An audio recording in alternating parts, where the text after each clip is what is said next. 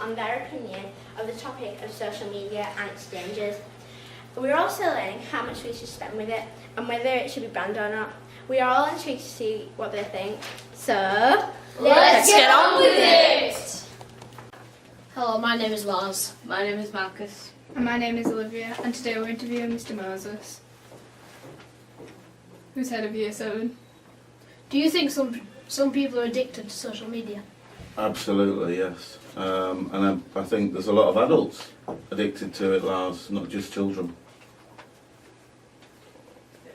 So how do you deal with the social media incidents that happen at school?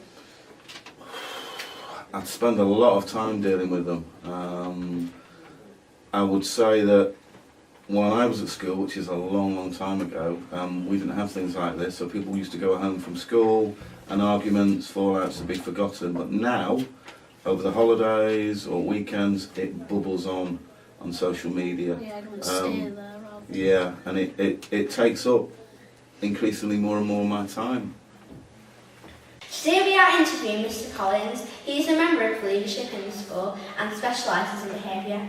We are going to ask him a few questions about social media and its dangers. Do you think parents are being lenient on their children's screen time? I do. I do think they're being lenient, but I also think they are don't truly understand the situation and the dangers with it. For my children as well, they talk about Instagram and Snapchat. I don't know anything about that myself.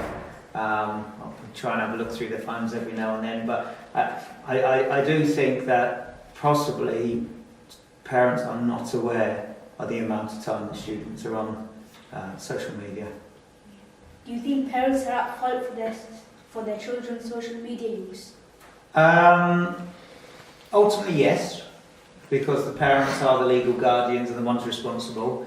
But to blame parents, I think it's a lack of education around it all for the parents. They've been in a situation where they didn't have the Facebook when they were at school. They didn't even have probably mobile phones when they were at school, and it's a struggle. It's hard when you're in a certain generation, and you will get to know this when you are in my age, and then the latest technology comes out. You will struggle with that. So yeah, it's more we need to really educate the parents as well as the children. What is your worst fear of social media? My worst fear is children not being able to cope with it and ending their lives because of it. That's my worst fear. And then very close after that is students and children that are very, very unhappy. Because I don't think, again, as a 12th, I can only speak how I've dealt with social media incidents loads of times at this school with students, and most of our problems in education comes from students. He said this on the phone last night, and social media, and I do think it's as a 12, 13, 14-year-old that you think you're adults, you can't mentally get your head around it. And that's the concern, and that's why you see these really sad stories in the news, and I would hate for that to happen to any students here. Thank you, Mr. Collins. We value your opinions and your time. We hope you enjoy the rest of your day. Absolutely. Thank you very much. Hello, we are here at Thornhill Community Academy, and we are here to interview teachers on the topic of social media. I am Zakaria. I'm Sana. And I am Zoya. Hello, we are here at TCA. We are with Mr. Crosby today, and we are interviewing him on the topic of social media. Do you think social media should be banned? No. I'm quite a big user myself, and I think it's just it's a really good thing for everybody, really. I see the bad sides of it, but I think the positives far outweigh anything that's bad about it, really. What's your opinion on social media? I'd really like it. I've been on things like Twitter and Facebook a bit less, but Twitter for probably about 8 years or something like that now, and met lots of people through it, and you get a chance to express yourself through things like that, and you can talk to people as well.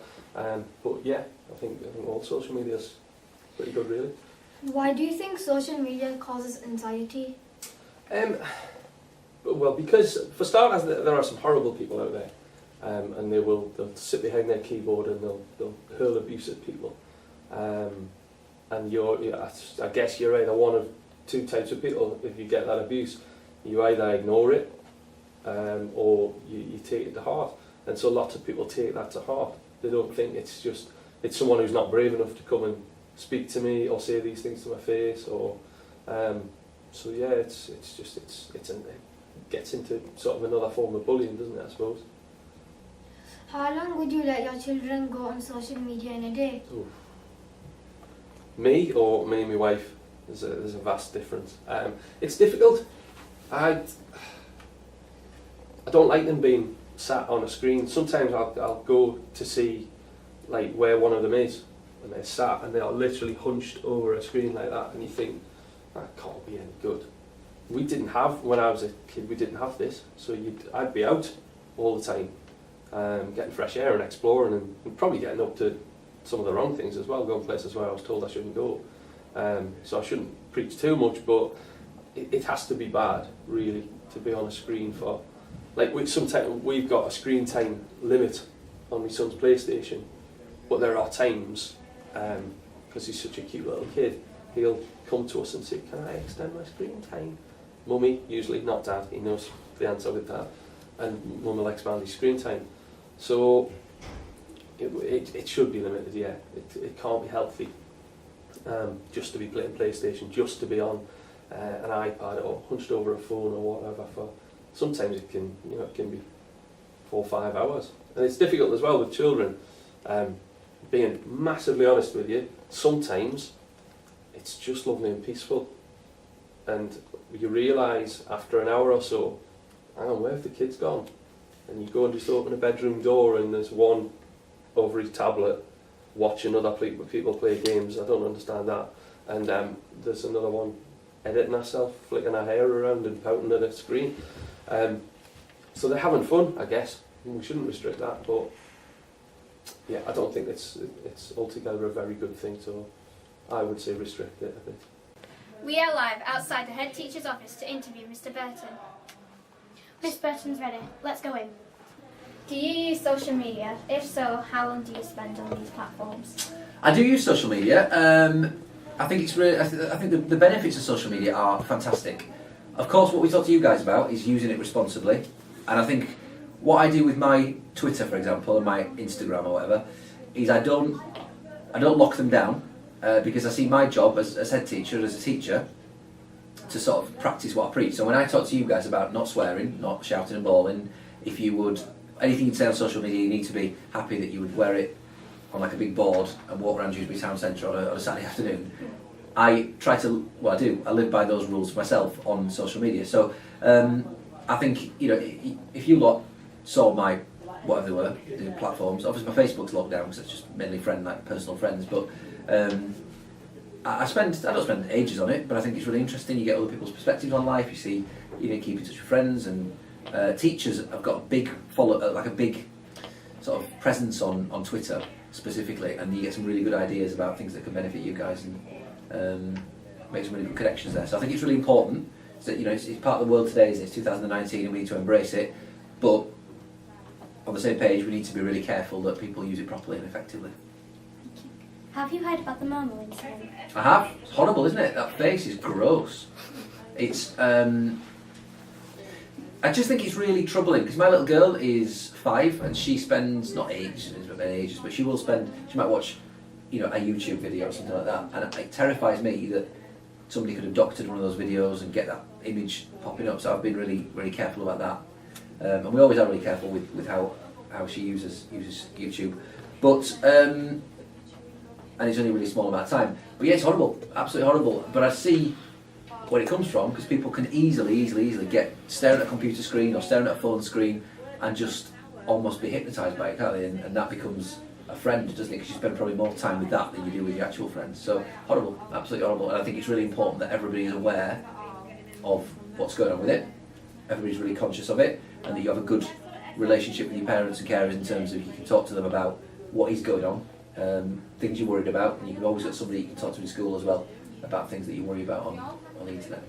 So, what is your opinion on your Momo challenge? What do I think about the Momo challenge? I think it's horrendous, absolutely horrendous, and I can't imagine the types of people who come up with these things must have incredibly sad lives to be in a position where they want to take advantage of very vulnerable people and young people. It's a strange thing to be doing, and I think what's really important though is that as a community,